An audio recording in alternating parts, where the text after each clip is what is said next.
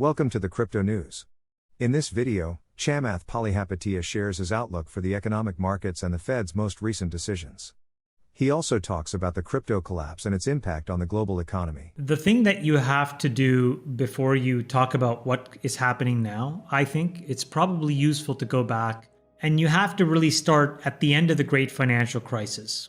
And the reason is there was a bunch of people coming out of the GFC who confused what the US government and some European governments were doing. At the time, there was the risk of a huge financial contagion. And so the US stepped in and the Federal Reserve started to use their balance sheet to buy toxic assets, right? And the ECB did that, and I think Japan did that as well. Anyways, a bunch of banks did it. A bunch of governments did it. And then there was this body of pseudoscientific economists who coined this thing called modern monetary theory, which basically said, hey, you can keep printing money and introducing it into the economy to smooth things out and to actually drive long-term growth. And it turns out that a bunch of government officials fell for it. And if you fast forward to 2022, so 14 years later, governments around the world had printed something to the tune of about 35 odd trillion dollars of money into the economy that should have never been there. So the thing to remember is, like, we have not necessarily just been obfuscating true supply demand in the last 6 or 8 months when we've been talking about a recession or inflation. We've been actually doing it since 2008. It's just that it's been building up in the system. So one of the things that we have to realize is that all of that money somehow needs to get destroyed in some way, shape, or form if the true economic equilibrium is meant to be found. What is true supply? What is true demand in the absence of government sloshing money around, trying to prop up things that should not be propped up, or buying votes, or all the grifts that these folks have engaged in the last, decade and a half, have to get undone. This is my understanding of the scam because it was explained to me. You put in a little bit of equity at some crazy price, and then you get these tokens, and apparently there's no, you can just sell these tokens day one. And so what happens is, you price the equity, but it's meaningless because really what you're getting is the right to get some amount of these tokens. The price is crazy, you sell it, and then you just kind of walk away. There's an article, I think it was in Bloomberg, about folks trying to figure out how to get a lawsuit filed against Binance. And the problem was that they didn't even know what entity to sue. So if that's what's happening in a $1 trillion market, there's, it's gonna be a lot of pain. It's a lot of oversight. I think we have to also be sensitive to the fact that the Fed operates on a certain class of data, and that data in the 21st century is pretty pathetic. Nick, you can probably find this, but there was an article, I think it was in the New York Times, that really walked through how CPI is calculated. And it's a bunch of people that work for the government that walk around with iPads, building relationships with local businesses in all these random places all around the country, and asking them to, chit-chat for 15 minutes and do these surveys.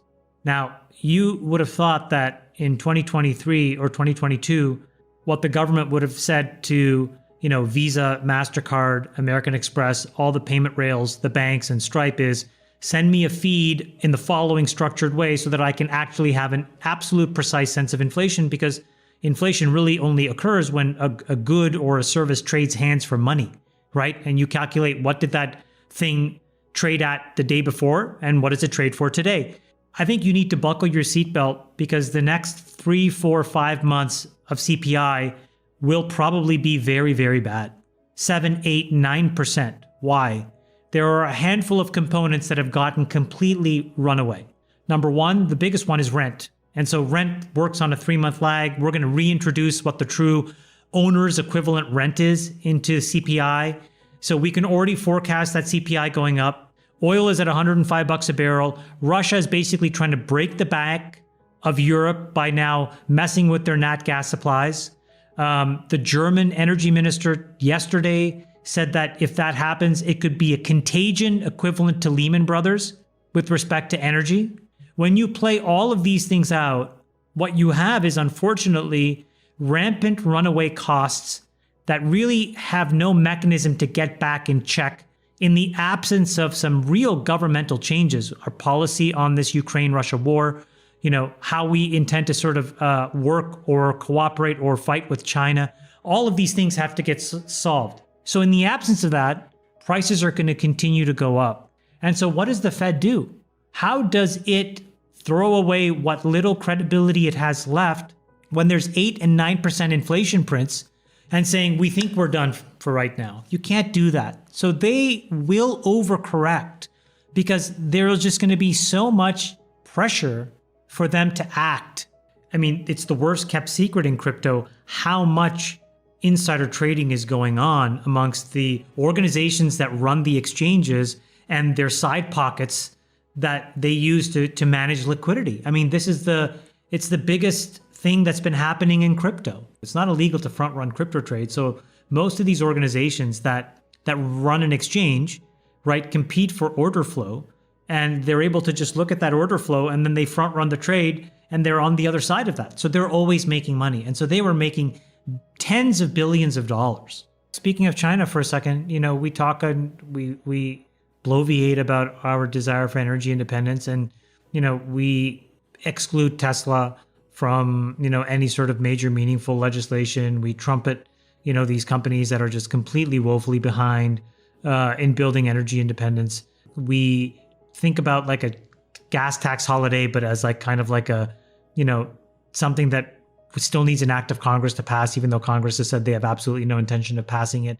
Meanwhile, we keep losing our footing to China. Just today, CATL, which is one of the largest battery manufacturers, announced a pretty meaningful improvement in their 3.0 battery design. These guys are now building batteries that can go 1,000 kilometers in both of the major compositions that really matter, NMC and LFP. And I just look at these things and I'm like, wow, we cannot actually get capacity funded to build domestic battery capability because we're too busy kind of basically virtue signaling on things that don't matter.